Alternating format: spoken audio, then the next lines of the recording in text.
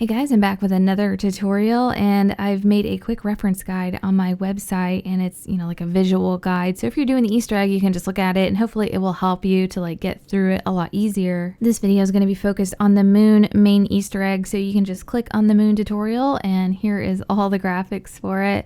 But I'll do a really quick speed tutorial just showing you guys some of the basics and, elaborating a little bit on the steps. And I'll have this video linked right below that graphic. First thing you'll need to do is head to the power and get that turned on. And then you can go straight over to the Samantha Says and play that game. And you'll have to do a sequence of 6 colors. And it's always red, green, blue, yellow from left to right. So that will be on the chart and it'll be easy to just reference that whenever you're doing this game. Once you complete that, you need to go into the laboratory and locate the hacker device. There are 3 floors to the laboratory and each floor has 2 locations for the hacker, for a total of 6 locations, and they're always going to be on these desks. Now pull out the hacker and hack this panel right here on the 2nd floor. It's always going to be this 4th panel on the right. This will cost you 500 points, and once you do that, you need to locate 4 of the 8 glowing green access panels that are going to be on the different floors of the laboratory. Again, there are 3 floors and they're just kind of spread out. This is time, so if you don't get all 4 within a certain amount of time, you're gonna have to start over and hack that panel down on the 2nd floor that costs you 500 points. If you get all 4 within the correct amount of time, then you can come back to the 2nd floor and quickly hold activate on all 4 panels. If you do it correctly, they're all gonna light up and you'll be done with that step. The next step is to progress through rounds and wait for the announcer to let you know that one of the excavators is breaking into tunnel 6.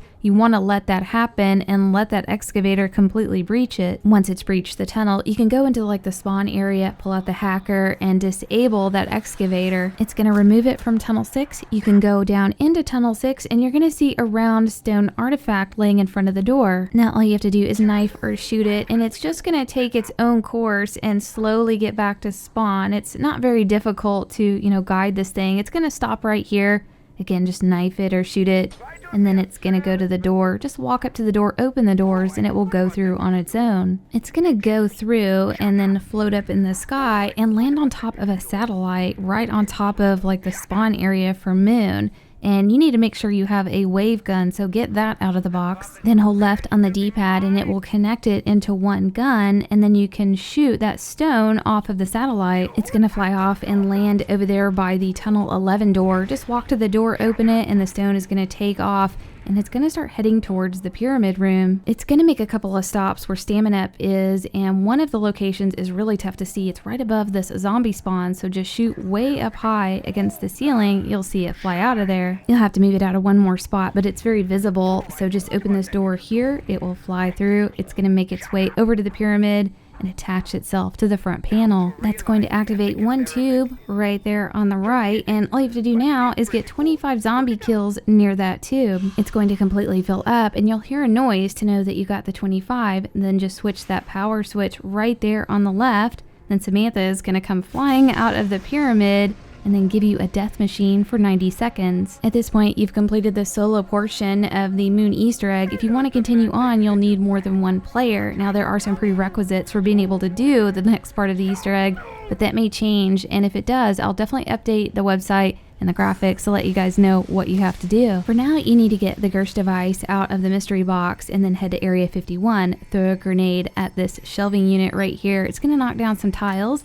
Then you want to throw a Gersh device at it to collect them, and those tiles are going to move over to the teleporter. Now teleport back, and those tiles are going to land over there in front of the quick revive. So you need to get QEDs out of the mystery box and throw a QED at the tiles.